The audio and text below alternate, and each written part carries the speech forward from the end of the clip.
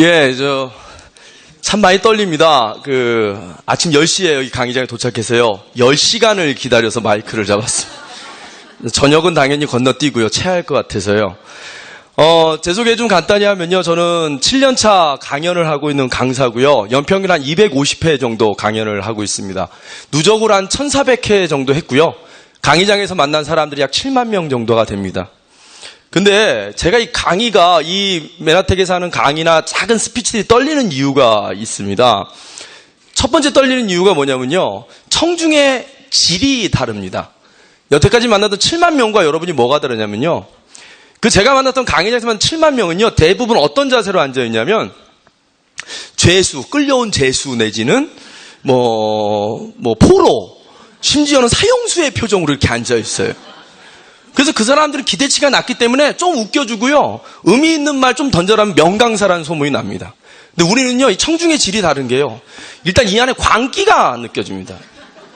제가 메나텍 작년 6월 6일 날 사인을 하고요. 여기 처음 왔을 때 받았던 느낌은 뭐냐면 사이비 종교 집단 집회 같은 느낌을 받았어요. 근데 이게 다른 뜻이 아니라요. 이 안에 흘러다니는 열정을 다른 어떤 강의장, 1500번이 넘는 강의장 느껴본 적이 없었습니다.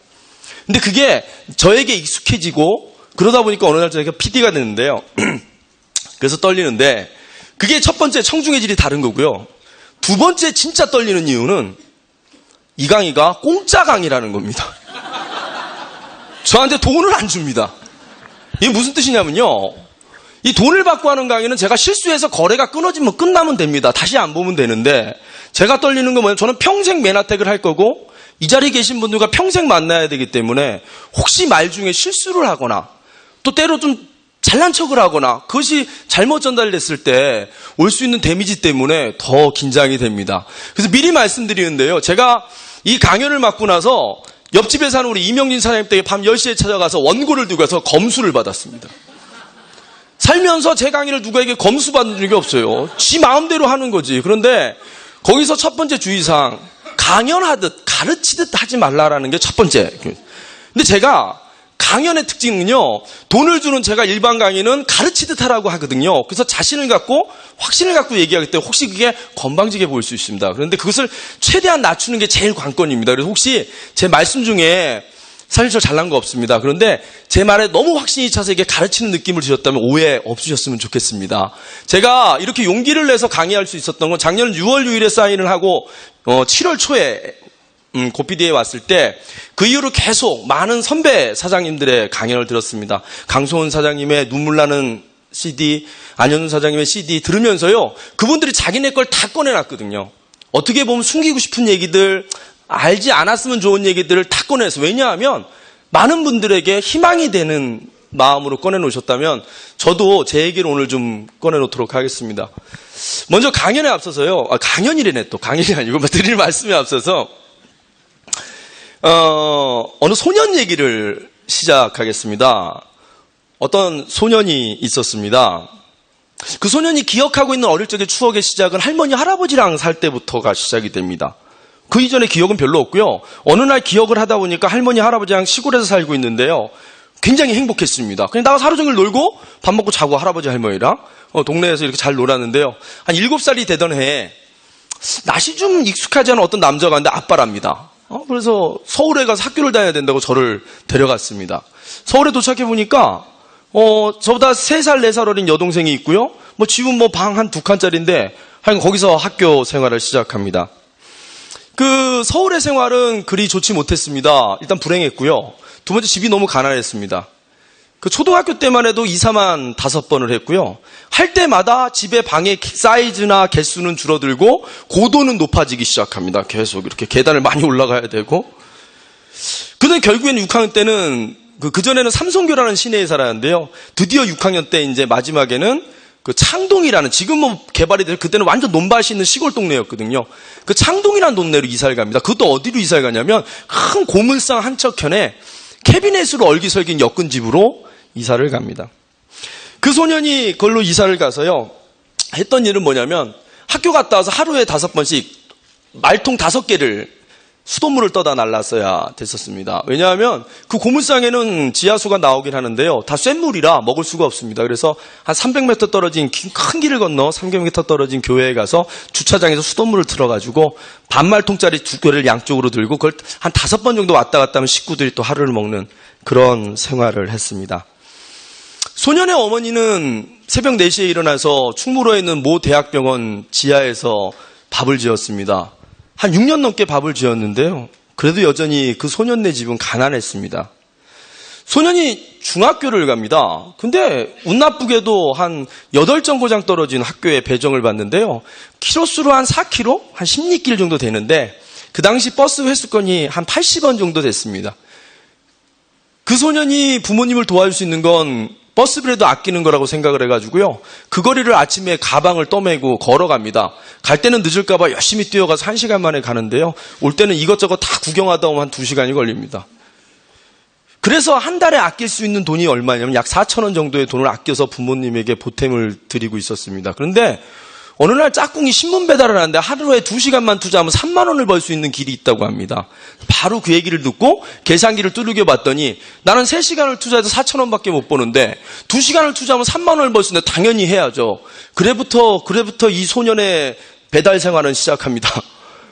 소년은 그때부터 배달을 시작해가지고요. 비가 오나 눈이 오나 배달을 해서 중학교 1학년 때도 고등학교 2학년 때까지 만 5년을 새벽 4시에 일어나서 한 번도 안 빠지고 신문 배달을 합니다. 하지만 되게 열심히 살았음에도 불구하고 소년은 가난했습니다. 소년이 생각했습니다. 가난해서 유일하게 벗어날 수 있는 길, 선택할 수 있는 공부밖에 없을 것 같아서요. 죽어라 공부를 합니다. 물론 집에 오면 책상을 펴낼 자리가 없으니까 학교에서 공부를 다 하고 옵니다. 그래서 학교 갈 때 책을 다 떠매고 가야 됐었고요. 그 넓은 학교 도서관에 덩그러니 혼자 남아서 문 닫는 8시까지, 9시까지 혼자 남아서 숙제도 하고 예습도 하고 그리고 집에 오는 생활을 합니다. 그래도 열심히 했는지 한 학년에 16반, 약 1000명 정도 되는데 그 중에 늘 5등 안에는 들었습니다. 그리고 선생님들이 또 이뻐라 하셔가지고 중학생 퀴즈도 나가고 장학 퀴즈도 나갔습니다. 상품도 어마어마하게 많이 받아왔습니다. 그래도 여전히 가난했습니다. 고등학교 2학년이 돼서요. 대학을 꼭 가야 될 것 같아서 신문 배달을 과감히 그만두고 공부를 합니다. 이 소년은 사실은 법대나 의대를 가고 싶었습니다. 사람에게 영향을 미치는 일을 하고 싶었거든요. 근데 가장 취직이 잘 되는 경영대학을 가야 될 것 같아서 진로를 틀어서 경영대학을 갑니다. 그래서 나는 공부를 해서요. 고려대학교 경영학과 1학년, 한 학년이 500명인데 그중에 3등으로 입학을 합니다. 그래서 4년 장학금을 받고요. 대학에, 흔히 말하는 명문대학 경영학과에 입학을 합니다. 그렇지만 여전히 가난했습니다. 91년대 때쯤 이 소년은 돈을 법니다. 왜냐면 이제 대학교 1학년 때 돈을 버는데요. 월수금 수업을 다 몰아서 학교를 가고요. 화목, 토, 일은 아르바이트를 뛰는데 당시 돈으로 한 달에 400만 원씩을 법니다. 대기업 임원이 한 400 벌었는데 그 돈을 번 게요. 난 12시부터 초등학교 1학년 과외를 시작해서 밤 12시까지 고3 과외까지 해가지고요. 열심히 뜁니다. 그래서 한 400씩 벌어서 300은 집에 갖다 주고 100만 원 갖고 용돈 쓰고 모아서 학비를 내고 살았습니다. 조금 생활이 피는 것 같았는데 여전히 가난했습니다. 소년이 군대를 갔어야 되는데요. 그냥 막상 400씩 300씩 돈 갖다 둔 자식이 군대 가면 부모가 얼마나 힘들까 생각해서 국리를 합니다. 그래서 시작한 게 ROTC 지원을 해서 ROTC 장교훈련을 받고요. 군대를 소대장으로 갑니다. 그래서 군대 최전방 비무장지대 안에 생명수당이 나오는 소대장을 발령받고요. 생명수당이 좀 짭짤하게 나옵니다. 들어갔다 올 때마다 한 10,000원씩 더 줍니다. 그거를 착실하게 모으니까 군대에서 주는 밥만 먹고 한 푼도 안 쓰고 모으니까 제대할 때 한 2,000만 원 정도 들고 나오더라고요. 그래서 그것도 또 부모님 드리고 보태드렸습니다. 그래도 2,000만 원 그거 가난이 해결되지 않았습니다. 그래서 제대하자마자 6월 30일 날 제대하고 7월 1일자로 대기업에 출근합니다. 제일제당이라는 회사에 그 소년이 출근을 하는데요. 대기업에 들어가면 어떻게 살림이 필지 알았는데 별일 없었습니다. 여전히 살기는 힘들었고요. 끝이 잘 보이지 않았는데 소년한테 좋은 기회가 하나 옵니다. 이 소년을 유심히 지켜봤던 대학교 선배 한 명이 재벌집 외동아들인데요.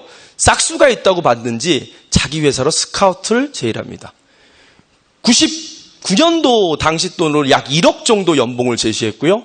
그 가게 되는 회사는 여러분 이름만 대면 아는데 이게 좀 알려지면 안 될까봐 그냥 모 회사, 요구르트를 많이 파는 모 회사라고만 말씀드리겠습니다.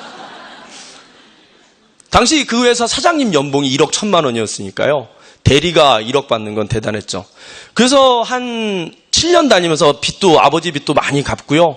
작지만 연립주택 한 채도 사서 부모님께 드렸습니다.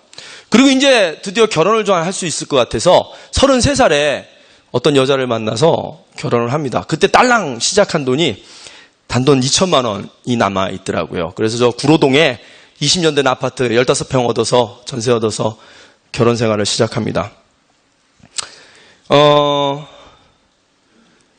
그러고 나서 되게 행복했습니다. 뭐가 될 것 같았고요. 아기도 낳고 행복했는데 문제가 하나 생겼습니다. 세상에 공짜가 없더라고요. 어느 기업에서 어느 위치가 되고 중요한 포스트에 가면요. 우리나라가 이렇게 정직하고 반듯한 사회는 아직 아닙니다. 그래서 높은 자리에 올라가면 올라갈수록 나쁜 일에 이렇게 손을 대야 됩니다. 그리고 나쁜 일을 많이 손대는 만큼 힘도 세집니다. 권력도 세지고요. 그리고 매일 룸사롱을 다녀야 됐습니다. 이 소녀는 너무나 고통스러웠습니다. 그 술집에서 영혼을 팔고 사는 그 공간에서 버텨내기가 너무나 힘들었습니다. 이 소년이 신문 배달할 때요. 그 무수하게 걸려있는 우유 하나, 남의 집 우유 하나 손댄 적이 없거든요. 근데 꽃다운 아가씨들이 늙은 아저씨들한테 몸 팔고 영혼 파는 그 공간 안에서 견뎌내기가 너무 힘들었는데요. 그 결정적으로 딸을 낳습니다. 이 소년이. 첫째 딸을 낳는데요. 어느 날 술을 잔뜩 먹고 룸사롱에서 모 공무원을 접대하고 돌아오는 그 길에 딸을 안고 대성통곡을 합니다. 내가 이렇게 영혼을 팔아서 돈을 많이 벌어서 내 딸을 호의호식 시킨다고 이 녀석이 반듯 잘 살까? 그래서 사표를 냅니다. 아무 생각 없이. 그러고 나서 사회에 나왔는데 세상은 의외로 좀 어려웠습니다. 연봉 1억에서요. 연봉 3천만 원으로 수입이 급추락하고요. 또 어떻게 둘째 아이가 생깁니다. 그래서 아내는 또 다시 돈을 벌러 나가고요. 그 기간 동안 6개월 동안 실업자 생활을 하면서 딸내미 손잡고 실업급여를 받으러 가기도 하고 그런 시간을 갖게 됩니다. 그러던 어느 날 아주 우연하게 기회가 옵니다. 어떤 기회냐면 어떤 선배가 그 소년에게 이렇게 얘기합니다. 야, 그 어디 지방에 밀양이라는데 무슨 농민 대상으로 강의가 있는데 갔다 오면 30만 원 준단다. 교통비까지. 한번 안 갔다 올래? 근데 이 소년은 앞뒤 잴 게 없었습니다. 까짓거 해본 일은 아니지만 와이프가 그렇게 힘들게 돈 벌러 다니는데 가서 담은 20만 원이라도 교통비 제하면 한 20만 원 남는데 그거라도 벌어왔다는 생각으로 많이 준비를 해서 농민 강의를 갑니다. 가서 정한되면 뚜로뚜로도 몇 곡 부르고 오면 돈은 죽었지. 근데 의외로 거기서 대박이 일어납니다. 아주 강의가 잘 됐고요. 거기서 인기를 끄는 강사가 됐습니다. 그래서 강사로 전업을 해서요. 강사를 시작한 지 8개월 만에 8천만 원이나 돈을 벌고요. 그 다음부터 연봉 1억이 훨씬 넘는 강사로 활동을 하게 됐습니다. 근데 강사를 하면서요. 늘 고민이 컸던 게 뭐냐면 이 수입은 늘어나는데요. 3천만 원을 벌 때도 1,500만 원을 저축하고 1억을 벌 때도 한 2천만 원밖에 저축 못하는 생활이 같이 따라 올라가는 그런 딜레마에 빠지고요. 그 말 못한 가장의 딜레마에 빠집니다. 그래서 이 소녀는요. 죽기 살기로 일을 합니다. 한탕 뛰면 미니멈 한 80에서 90만 원 강의를 받으니까 하루 3건을 좀 300까지 벌 수 있습니다. 그러니까요. 이 소녀는 이마트에 가면 그 유통기한 임박한 보름달빵이 있습니다. 그게 990원 하거든요. 그걸 한 30개씩 사다가 냉동실에 쟁여놓고요. 지방 출장을 갈 때는 서너 개씩 꺼내서 그걸 먹어가면서 아침 9시부터 12시까지는 목포, 1시부터 4시까지는 광주, 그거 찍고 올라오면서 대전에서 강의 한 건, 이런 식으로 일을 합니다. 그런데, 그러는 와중에 이제 몸은 더 나빠졌고요. 이 소년이 갖고 있는 고질적인 질병인 통풍이라는 게 주기가 굉장히 짧아지기 시작합니다. 3개월에 한 번씩 발병된 통풍이요. 2주에 한 번씩 발병되기 시작했고요. 그래서 늘 차 한쪽 편에는 낙센이라는 아주 독한 소염 진통제를 먹어가면서 일을 합니다. 연봉 1억이라는 돈을 벌면서도요. 가난이라는 공포에서 벗어나지를 못했습니다. 그런데 우연치 않게 그 행운은 우연치 않게 오는 것 같은데요. 어떤 만남이 이루어집니다. 이런 글귀가 있더라고요. 50이 넘어 알게 된 사실 중에 인생은 운칠기삼이다 라는 말이 있는데 저는 그 소녀는 그걸 믿지 않았습니다.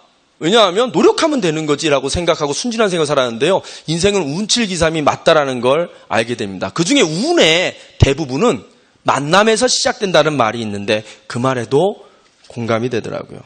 그 아주 우연하게 만난 사람은 그 소년의 딸의 유치원 그 친구 아빠 엄마인데요. 굉장히 럭셔리한 모습으로 나타났습니다. 그 알고 보면 그 남자들은 그 수입들을 궁금해하는데 그 집이 한 달에 돈 1,000만 원 번다고 하길래 그 소녀도 나도 1,000만 원 벌어 이런 느낌을 받았는데요. 더 캐물어 봤더니 무슨 이상한 영양제를 판다고 합니다. 그래서 그때 굉장히 비웃었습니다. 왜 비웃었냐면 그래도 영양제 파는 게 아니라 저는 그 소녀는 잠깐만 헷갈리네 죄송해요.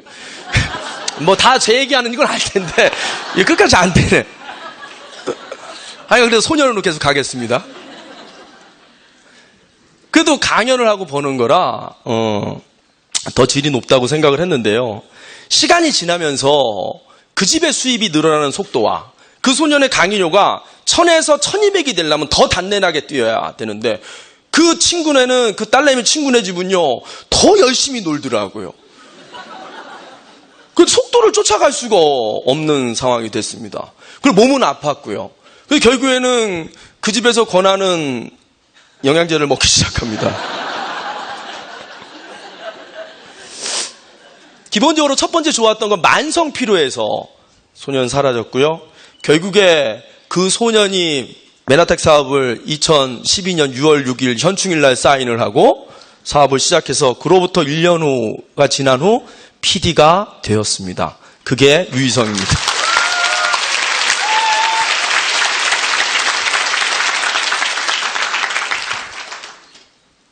제가 좀 표를 한번 좀 보여드리겠습니다. 잘 되나? 이게 그냥 제가 양력을 올려놨는데, 하여간 제가 보내는 양력입니다. 쭉 있고요. 이런 거 위촉장도 꽤 여러 기관에서 받았습니다. 근데 별 볼 일 없습니다. 예. 인터넷을 검색해 보시면 제 기사가 조금 나옵니다. 한 100여 건 나오는데요. 제 이름을 검색해 보시면 나오고, 강의 잘했다고 전라북도 도지사가 상도 줬습니다. 기타 등등 다양한 블로그에서 제 강의를 들었던 분들이 블로그를 올리기도 하고 하는 나름 강사인데요. 어느 동네 가니까 이렇게 플랜카드도 걸어놓고 이러고 있더라고요. 예, 이런 일을 하고 있습니다. 예, 이런 일을 하고 있는데요. 책도 강사하면서 한 5권 정도 씁니다. 그래서 전라남도 고흥군에 책도 써가지고 잘 썼다고 명예부군수로 활동도 하고 있고요. 단양 책도 쓰고 또 리더십 책도 쓰고 면접법 책도 쓰고 많은 책을 썼습니다. 제가 제 일정표를 좀 보여드리려고 하는 이유가 뭐냐면요. 좀 이거 보여드리기 전에 고민을 좀 했습니다. 솔직히 말씀드리면 부업으로 했습니다. 이유가 뭐냐면 한 달 저의 지출이 한 미니멈 700만 원 이상이 나가야 되는 상황이었습니다. 양가, 처갓집과 본가에 약 100만 원씩의 생활비를 다달이 드려야 되는 상황이고요. 드릴 사람이 저밖에 없었어요. 그리고 좀 욕심이 있어서 딸내미들을 국제학교 보내다 보니까 한 달 학비가 200만 원씩 나가는데 두 놈을 보내고 있습니다. 그러니까 학비만 400이 나가고 있고요. 기타 등등 따지니까 8, 900 정도 벌어가지고는 돈을 못 맞춥니다. 그런 상황에서 메나텍 사업을 시작했는데요. 여전히 그래서 강의를 내려놓지 못했습니다. 이 자리를 빌어 저희 파트너 사장님들 중에 전심전력으로 전업으로 하시는 파트너 사장님들께 존경과 감사의 말씀을 드립니다. 근데 저는 이제 어쩔 수 없는 선택이었고요. 그래서 제 일정표를 조금 이렇게 공개를 해보겠습니다. 이것도 이제 검수를 받고 한 건데요. 여쭤봤어요. 혹시 이것이 우리 여기 계신 청중들께 어떤 영향을 미칠지 잘 모르니까 경험 있는 스폰서님께 무조건 여쭤봤습니다. 왜냐하면 이 강의는 저의 강의가 아니라 우리 그룹의 강의이기 때문에 제 임의대로 제 의견만 보여드릴 수는 없거든요. 그래서 여기서 이제 시사점이 뭐냐면 1, 2월 달에 저의 수입이라는 겁니다. 1, 2월 달 구성 590입니다. 이게 이제 춘공기, 일종의 춘공기거든요. 강의와 강연이 없는 춘공기입니다. 그런데 여전히 그 집은 누구라고 얘기하는데 그 집은 아시죠 대충 요 앞에 계신 분. 그 집은 1, 2월 달에 하와이도 갔다 오고 명절 갔다 왔는데도 1,000만 원이 유지가 됩니다. 2월 달입니다. 여전히 춘궁입니다. 660은 마이너스 한 3, 400 나는 거예요. 이제 3월 달 이제 물 오는 달입니다. 3월 달 되면 이제 여기 보시면 이제 1980만 원 플러스 300이 이제 컨설팅비 들어서 한 2200으로 이제 올라가고요. 뭐, 이게 일정표입니다. 이게 뭐 가격 쓰는데 1450 플러스 250이니까 한 1500 정도 벌었네요.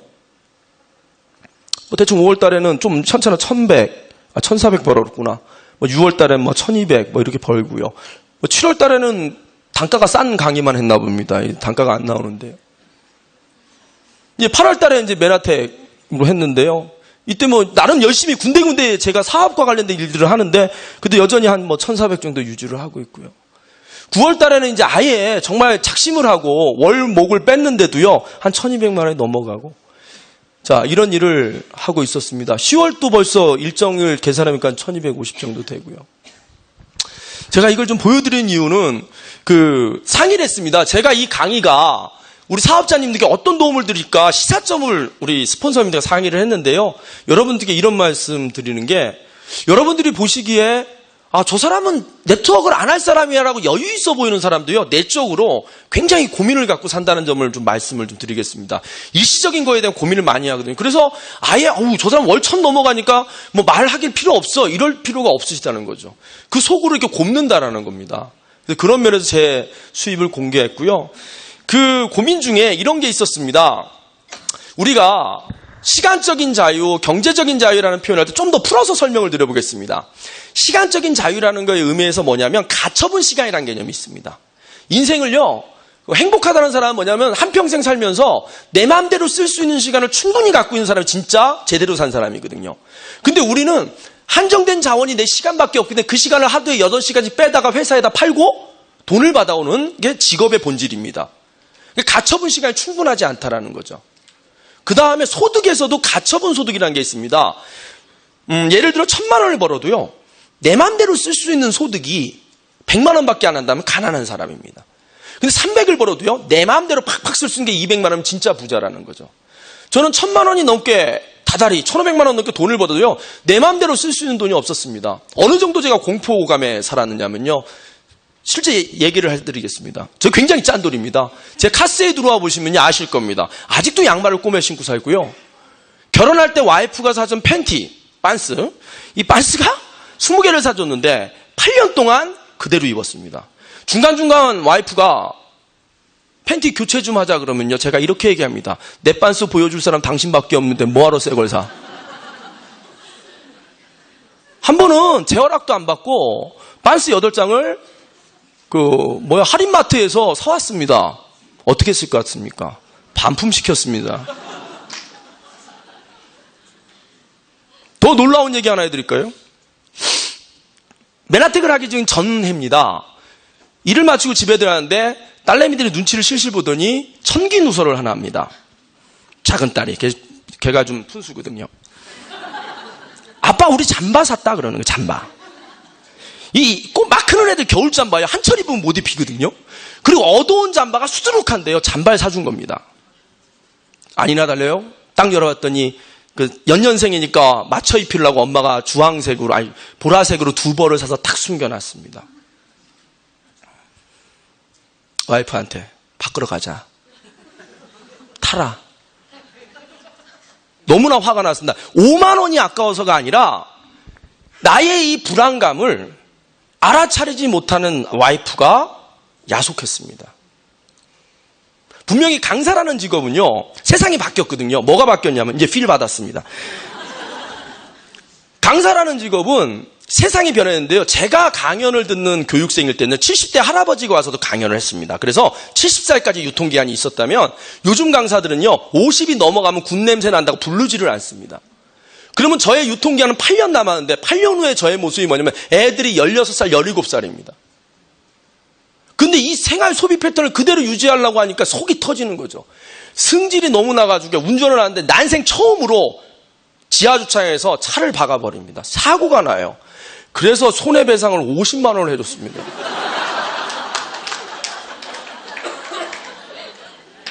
$5만 원짜리 잠바를 바꾸러 가다가요, 50만 원 사고비를 물어주고요. 사고가 꽉 나는 순간적으로 너무 내가 비참하더라고요. 미안하고.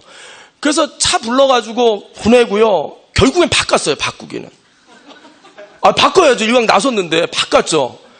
바꾸고 바꾸고 나서 차를 타는 지하주차장에 기다리는 와이프 한마디가 또 가슴에 비수를 꽂습니다. 파는 사람이 그러시더라고. 바꾸러 오실지 알았다고. 어저께 그 잠바를 고르시면서 틀었다 놨다 하면서 고민하는 모습이 영락없이 내일 바꾸러 오실지 알았다고. 그래가지고 그날 저녁에 다 데리고 와서 외식을 10만 원어치 했습니다.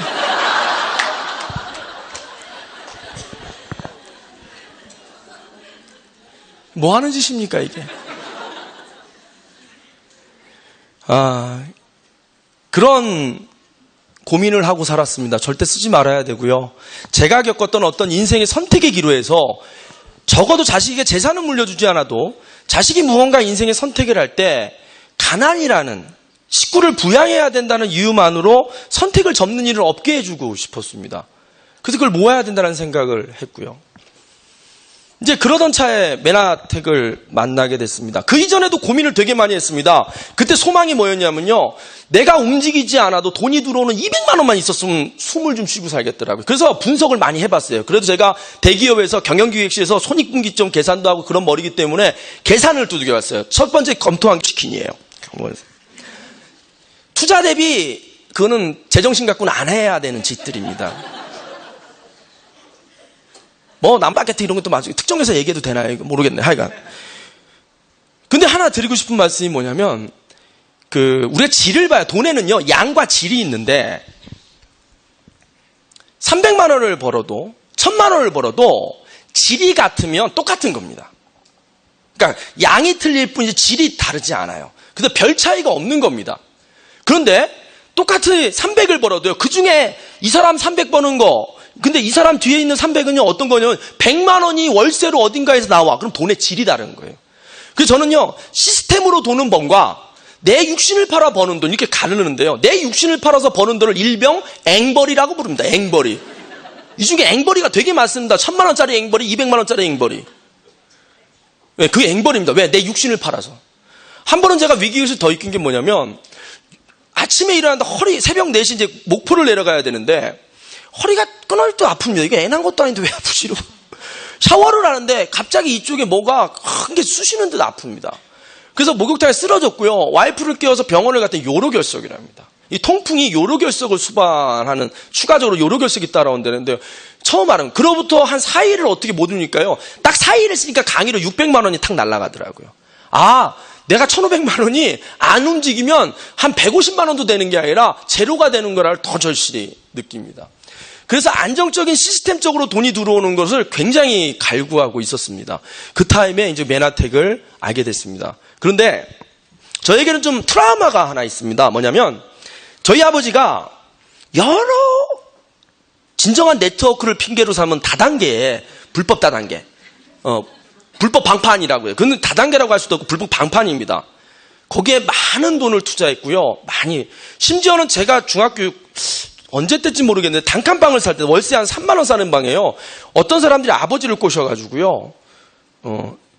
이름 박이 천숙이라고 있어요. 걔네가 10대를 팔면 본부장을 시켜준다는 말도 그 아버지가요. 그 당시 3만 원 단칸방에 한 100몇십만 원짜리 정수기를 신청을 해서 꽂아놓습니다. 설치하러 온 아저씨가 황당해합니다. 놀 자리가 없어서.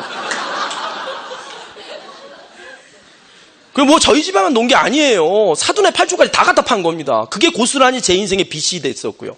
그래서 제가 메나텍 사업을 검토하면서요. 뭘 제일 먼저 검토했냐면 이 사업을 통해 피해자가 얼마나 많을까에 대해서 가장 고민했습니다. 누가 그러더라고요. 너는 기본적인 여러 가지 조건들이 뭘 하든 100단계, 5단계 별걸 다 하든 성공할 것 같아. 이런 얘기를 자주 들었습니다. 근데 나만 성공했는데 누군가의 피와 눈물을 밟고 일어선 성공이 그 진정한 성공이라는 거예요. 그 악덕은 언젠가 돌려봤거든요. 그래서 메나텍을 검토하면서 제품력 좋고 우수한데 마지막으로 이로 인해 극심한 피해를 보거나 망했다는 사람이 있냐 봤더니요. 별로 망했던 사람들이 없더라고요.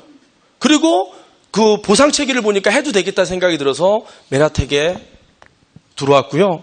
그리고부터 제가 나름 노력을 했던 것 같습니다. 그런데 사실은 솔직히 말씀드리면 메나텍에 대해서 장점을 말씀드리면요. 여태까지 제가 살아오면서 노력했던 것 중에 가장 쉬웠던 것 같습니다. 제 집에 와주시면 많은 상장들 다 버렸지만요. ED 인증서와 ED 배지, 이건 우리 스폰서님 거 빌려 차고 왔는데 아직 안 나와가지고.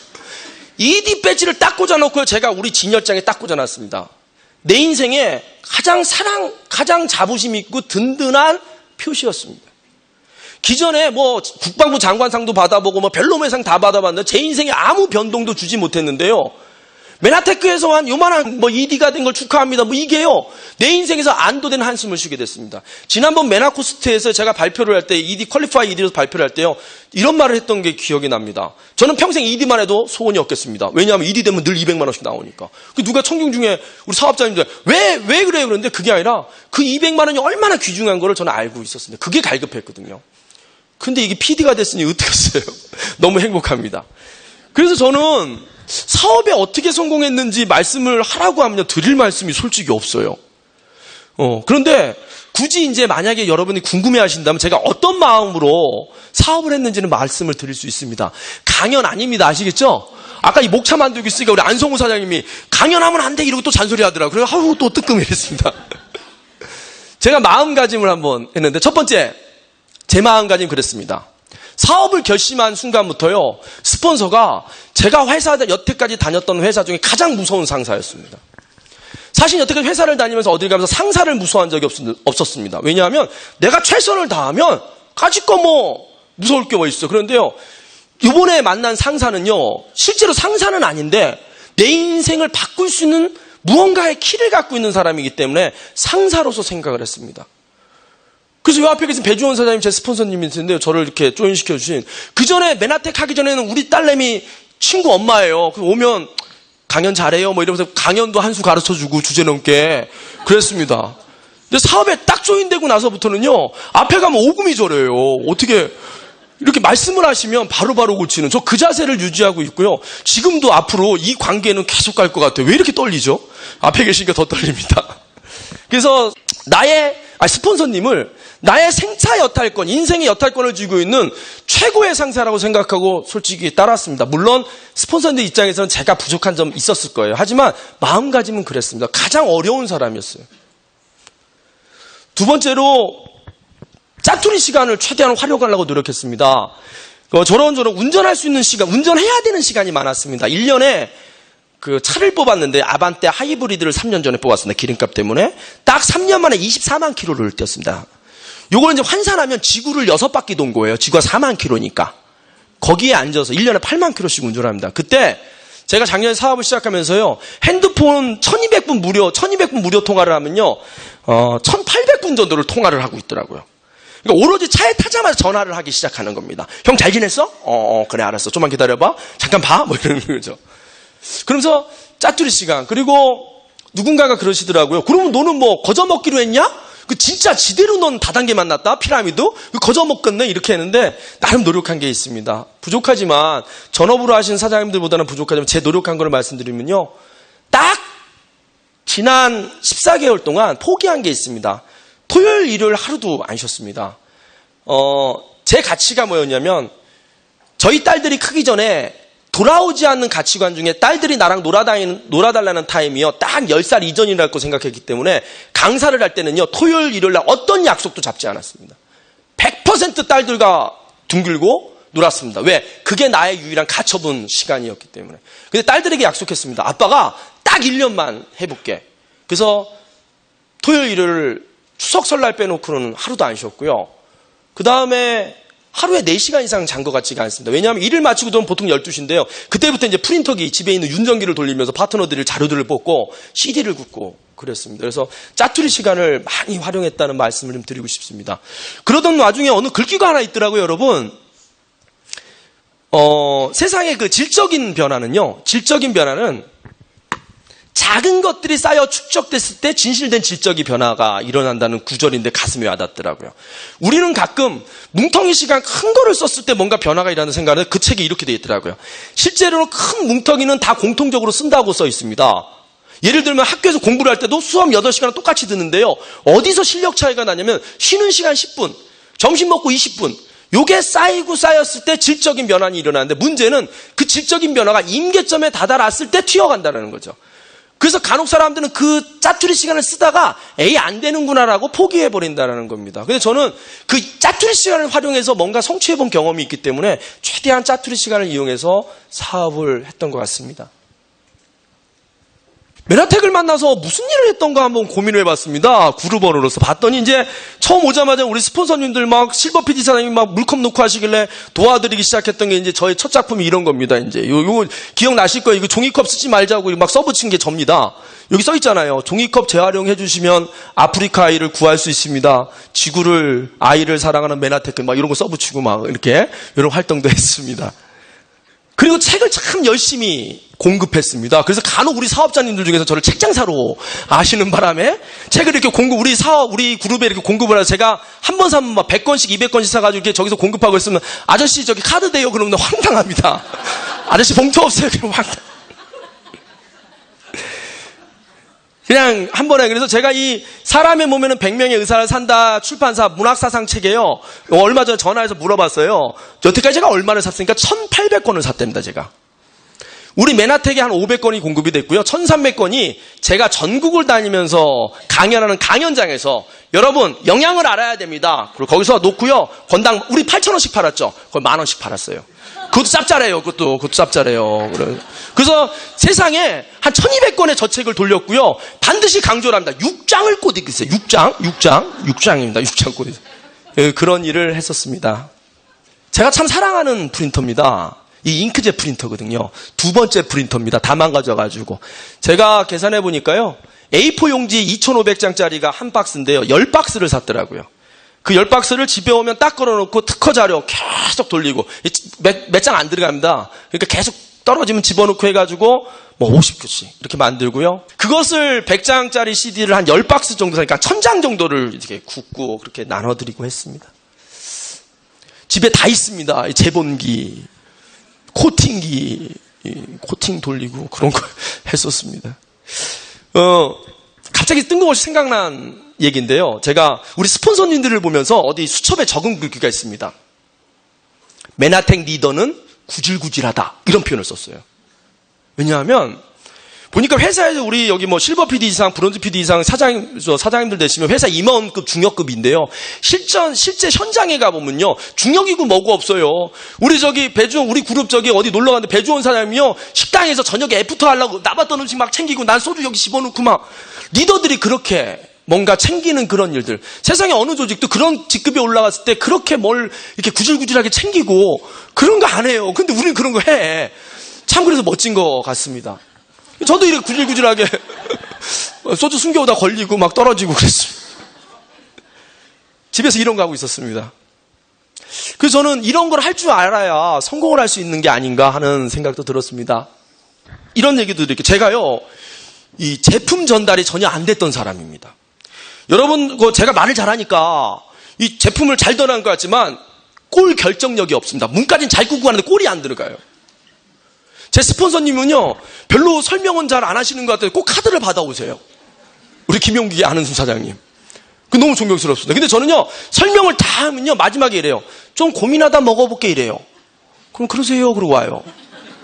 근데 그거를 지난번 고PD 때 박상민 사장님이 강의에서 알았어요. 설명과 설득의 차이를 알았던 거죠. 기억나십니까? 네. 설명과 설득의 차이가 뭐죠? 설득은 하여간 레이저가 나가야 되는, 저는 레이저가 안 나갔던 거예요. 근데 제가 PD가 되는 달에 레이저가 나가기 시작합니다. 어떤 레이저가 나가냐면 크린을 했었어요. 저는 사업을 시작하면서 85kg라는 확정된 몸무게에서 움직이지 않았습니다. 그 전에. 근데 아침 저녁으로 굶고 다니자고 쉐이크를 먹었더니요. 아주 천천히 500g, 1kg 빠져서 81kg까지 쭉 빠져서 작년 가을에 양복을 다 개비했습니다. 다 버리고 샀어요. 근데 올 봄에 크린을 한다는데 우리 스폰서 일기 크린 할 때는 안 했어요. 우리가 송도 일기 크린 할 때 전 덜 뺄 게 없어요. 그런데 2기 크린 때 우리 스폰서님이 그런 거예요. 전 스폰서님 말씀 잘 들어가지고 성공한 것 같습니다. 우리 직대 스폰서님. 스폰서님이 유 사장님 해봐요. 했는데요. 딱 일주일만 3kg가 쭉 빠지는데요. 몸이 싹 좋아지면서 통풍기가 없어지는 거예요. 이제부터 눈에서 레이저가 나가기 시작합니다. 그리고 제가 그 전에 사업을 하면서는요, 원칙이 있었던 게 성공할 때까지는 가족을 안 찾아가겠다고 생각했어요. 근데 그때부터는요, 식구고 나발이고 다 찾아가는 거예요. 사촌 누나 찾아가, 누나, 쇼를 하는 거, 누나, 나 사실 망했어. 애들 알잖아. 셋인데 50만 원만 줘. 누나 50만 원 줍니다. 주면 누나 미안해. 잠깐 기다리면 차에 좀 갔다 오고. 그래서 크린 세트를 꺼내놓고 들어봐 누나. 내가 망한 거 아니야. 걱정하지 마. 난 누나 인생을 구하려고 왔어. 이렇게 전달하기 시작합니다. 근데 PD 도전하는 달에요. OBP인데요. 그때 어떤 일이 있었냐면 우리 바로 위에 스폰서님이 PD가 됐고요. 바로 그 다음에 스폰서님이 그 다음 달 PD가 됐고 이제 바로 제 차례인데요. 4만 점 정도 됐습니다. 4만 점. 4만 점 왔다 갔다 하는 일이었거든요. 그런데 갑자기 나도 이 흐름을 놓치면 안 되겠다 싶어가지고 우리 카톡방에 갑자기 스폰서가 시키지도 않았는데 요번 달 PD 도전합니다. 딱 글을 올렸어요. 그 저는 막 화이팅 이런 게 올라왔지 않더니 정적이 쫙 흐르는 거야. 이건 뭐 허락도 안 받고 지 맘대로 막 PD 도전한다니까 아무 스폰서. 그래서 나는 속으로 이게 또 그룹에 해가 되는 일을 했나. 그래서 바로 우리 배재현 사장님께 전화를 드립니다. 사장님 그럼 하니까 저 크린 한 50세트 팔면 되죠? 그랬더니 팔면 넘치지요. 그렇게 되는 거예요. 그 달에 제가 크린을 39세트를 전달을 합니다. 박수 한번 치워주세요. 그러니까 어떻게 전달하냐면요. 목포에서 강의가 있잖아요. KTX 타고 갔다 오면 차를 끌고 새벽 4시에 내려갑니다. 왜냐하면 그 중간에 일정들이 있기 때문에 4시에 가서요. 그 목포에 사는 친구한테 크린을 이제 12시까지 강의 끝나면 만나서 오후 한 3시까지 크린을 전달 한 세트를 전달하고 올라오면서 청주쯤 들려서 이제 선배 만나 전달하고요. 그럼 9시쯤 됩니다. 그러면 이제 강남에 사는 친구 또 잡아놓고 11시부터 결제할 때까지 이제 계속 얘기를 합니다. 그리고 3세트 정도 결제 딱 받고 옵니다. 그러면요, 제가 그때 카톡방에 막 3세트 결제했습니다. 막 올리면 이제 그때부터 박수가 올라오는데, 그때도 스폰서님이 저러다 망가질 것 같으니까 답변들이 없더라고요. 특히 배주원 사님이 아무 말이 없어요. 내 신경 쓰이는 스폰서님인데 아무 말씀이 없어요. 그래서 이게 계속 가라는 건지 말라는 건지 모르고 계속 갔습니다. 그러다 어느 날 뭔가 가슴에 확 오는 말이 있었습니다. 그거를 제 수첩에 휘갈겨서 쓴 건데 오늘 카피해서 하나 보여드리겠습니다. 성공이 임박한 징후라고 쓰면서요. 이렇게 썼어요. 스폰서가 존경스러워지는 마음이 생기기 시작할 때. 이게 뭐냐면 이제 그 전에 PD님들이 갑자기 존경스러워지기 시작해요. 야, 이 과정을 거쳐서 PD가 됐구나. 과연. 정말 대단하시다. 그래서 그 이후로는 정말 스폰서님만 존경하면 사업에 성공할 수 있다고 계속 떠들고 다니고 있습니다. 예, 그래서 저는 이 철학을 끝까지 갖고 살 건데 별로 반응이 없으시네요. 되게 박수 한번 칠까요? 마무리할 시간이 막 다가오는 것 같은데요. 그리고 늘 정지만 사장님이 그러시더라고요. 가방 많이 갖고 다니면 성공한다요. 전 늘 이렇게 가방을 갖고 다니면 보셔서 아실 겁니다. 안에요 적어도 한 4세트 정도의 자료들이 있어서요. 4명 정도의 파트너한테는 이렇게 불화할 수 있는 자료가 늘 있습니다. 이제 좀 메나텍에 감사한 얘기 좀 드리겠습니다. 메나텍이 참 고맙습니다. 그리고 너무 고마운 건 아직도 사람들이 우리를 잡다 단계로 취급하는 게 너무 고맙습니다. 우리 안티 네트워크 카페에 가보면요. 이렇게 검색을 해보고 이렇게 보면 메나테크 아세요? 그러면요. 취급도 안 해줍니다. 너무 행복해 죽겠어요. 답변이 되게 짧아요. 매출액 딱 보여주고요. 아시죠? 듣도 보도 못한 잡다 단계 이렇게 써 있어요. 야, 그래서 저는 우리 매출액이 올라갈 때마다 가슴이 떨리는데 그거 볼 때마다 안도가 됩니다. 아직은 내가 기회가 있구나 이런 생각이 듭니다. 그러니까 똑같은 현상을 보고도 판단하기가 다르겠죠. 예. 제가 메나텍 사업이 좋은 이유는 이렇습니다. 첫 번째, 노력 대비 보상이 어마어마합니다. 여태까지 굉장히 열심히 살아왔는데요. 그 열심히 살아온 결과들이 별 볼 일 없어서 상장 하나 주고요. 입학증 하나 주고요. 별 볼 일 없었습니다. 대기업 사원 배지 하나 주고 별 볼 일 없었습니다. 그런데 메나텍은요. 저를 경제적인 자유를 줬습니다. 두 번째, 외롭지 않은 사업이라는 거죠. 보니까요. 제가 살아오면서 어떤 좋은 일이 있을 때요. 그냥 진심으로 좋아하는 사람은 부모님들밖에 없대요. 심지어는 피를 나는 형제들도요. 조금 질투하더라고요. 그런데 우리 사업은요. 이 스폰서와 파트너십이라는 건요. 정말 부모와 자식 간의 관계라는 걸 알았어요. 제가 벤츠를 뽑았거든요. 안 놀라네. 빤스 말고 벤츠. 아이, 빤스 아니고 벤츠라니까. 그것도 우리 스폰서님이랑 똑같은 거 뽑았어. 네, 뽑았어요. 벤츠 뽑았는데 벤츠 축하식을 하랬는데요. 축하식을 스폰서 집에서 했어요. 왜 너네 집 가서 축하식을 하냐고. 그때 제가 받았던 느낌이 뭔지 아세요? 스폰서님들 너무 진심으로 기뻐하는 거예요. 세상에 이런 비즈니스는 없습니다. 회사 상사요? 제가 회사 상사한테 무슨 강의 하는지 아십니까? 부하를 사랑해라. 부하를 아껴라. 부하가 성공해 네가 성공하는 거야? 이렇게 가르치는데요. 회사는 돈을 주면서도 가르치거든요. 근데 실제로 상사들이 부하가 성공하는 걸 좋아하지 않습니다. 나를 칠까봐. 근데 우리는요, 그런 비즈니스가 아니라는 겁니다. 그래서 저는 너무 행복하고요. 그 전에 강사가 너무 외로웠어요. 왜 외로웠냐면요. 열심히 도착한 마이크 하나 주고요. 네가 알아서 해. 그럼 혼자 북치고 장구치고 내려옵니다. 그 쓸쓸히 내려서 또 아반떼 몰고 또 어디 가야 되고 막 이러고 살았는데 지금은 너무 형제자매. 그 너무 스폰서에 떨어지기 싶어서 스폰서집 옆집으로 이사 갔고요. 조금 배팅 더 해가지고 5평 더 넓은 집으로 확 가버렸어요. 네, 네.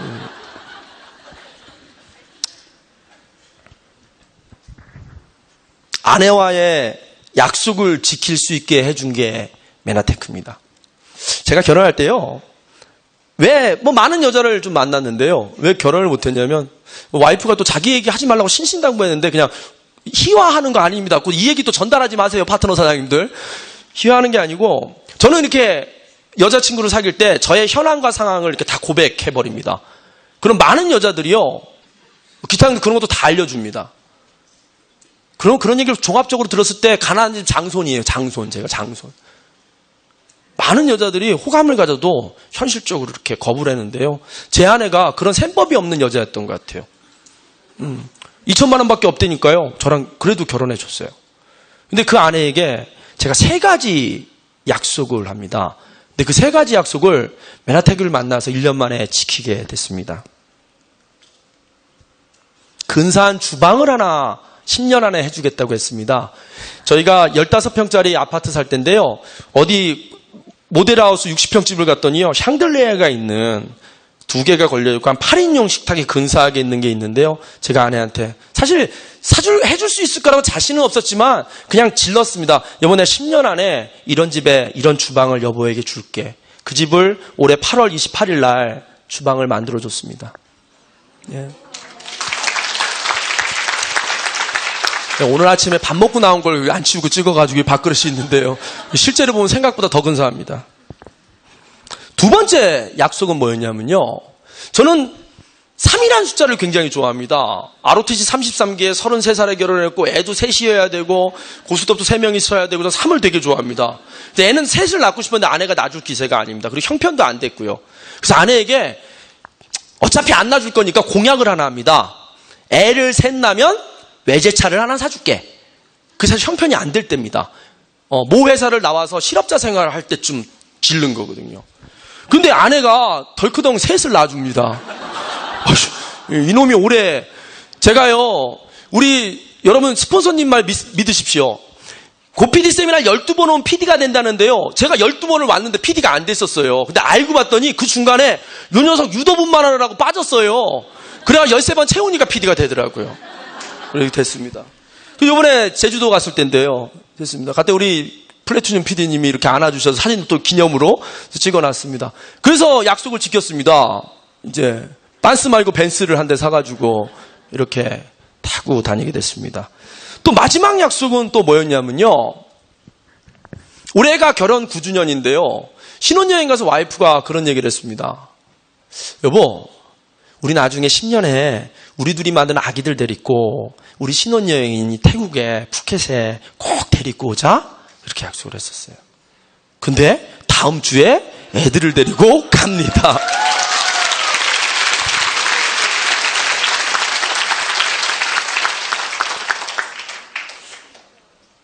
이 여행 프로그램을 보면 좀 처음 오신 분들에게 좀 희망적인 말씀을 좀 드리겠습니다. 아마 다음 고PD 세미나쯤 됐을 때 내년 플랜을 또 우리 안성훈 사장님이나 누가 발표해 주실 텐데요. 작년 딱 이맘때쯤에 제가 ND 정도 직급으로 앉아 있었습니다. 그때 안성훈 사장님께서 뭐라고 얘기하냐면 내년 여행 프로그램을 쫙 얘기하면서 내년에 이제 이럴 때로 스타에서 ND 3번 하는 거예요. 하고 바로 ED 찍고 가면 제주도를 가요. 제주도를 간 다음에 거기서 바로 PD를 찍고 3번 찍으면 홍콩을 가고 그다음에 바로 더 찍으면 이제 하와이를 간 후에 어디 또 가지? 저기 갔어야죠. 제주도는 당연히 가고요. ED 서밋 가고요. PD 서밋, 하와이 5번 하면 가고요. 그 다음에 거기서 그 정도만 되면 달라스는 그냥 가요. 이렇게 됐어요. 내가 속으로 놀고 있네. 왜 그러냐면 너무 해석이 어떻게 저렇게 돼? 이렇게 속으로 생각했어요. 놀고 있네는 취소할게요. 스폰서님 죄송합니다. 웃기려고 하는데 안 터졌어요. 죄송합니다, 사장님.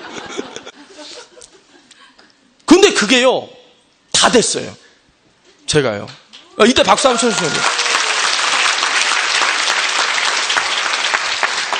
그래서 여러분 혹시 이 자리에 ND나 RD로 있는 사장님들이요, 내년 이맘때째 이 5개를 다 가실 수 있다고 저는 굳게 믿습니다. 스폰서를 상사로만 믿으시면 돼요.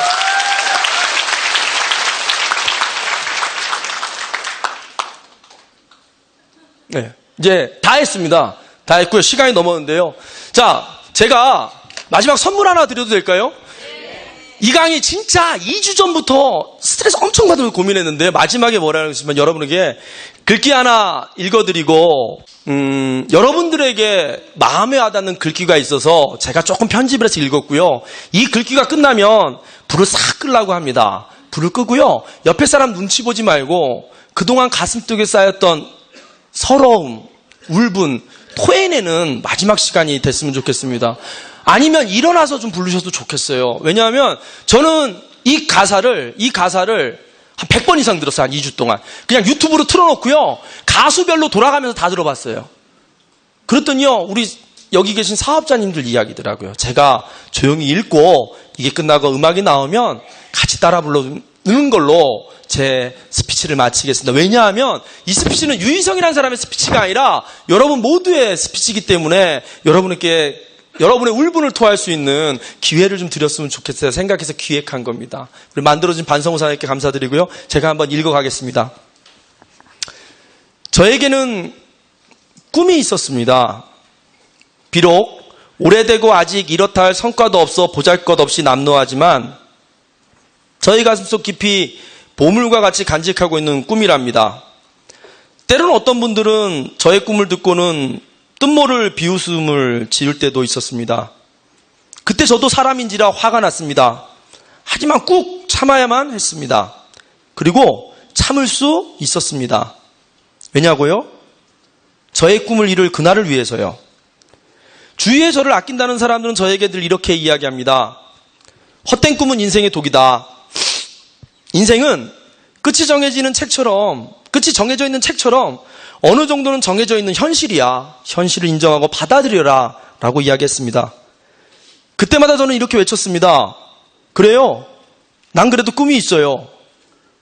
그리고 난 그 꿈이 이루어지라고 굳게 믿어요. 나를 한번 지켜보세요. 저 차갑게 서 있는 운명이라는 여러 장애물들을 당당히 마주쳐서 이겨낼 겁니다. 언젠가는 그 벽을 넘어서 하늘 높이 비상할 겁니다. 이 무거운 세상에 나를 얽매고 있는 이런 것들이 나를 묶어둘 수 없습니다. 나의 삶의 끝에서 지금의 선택과 결심 그리고 노력이 잘한 선택임을 여러분들께 반드시 보여줄 겁니다. 그때 저와 저의 성공을 같이 축하해 주십시오. 네, 여러분 모두 성공하십시오. 감사합니다.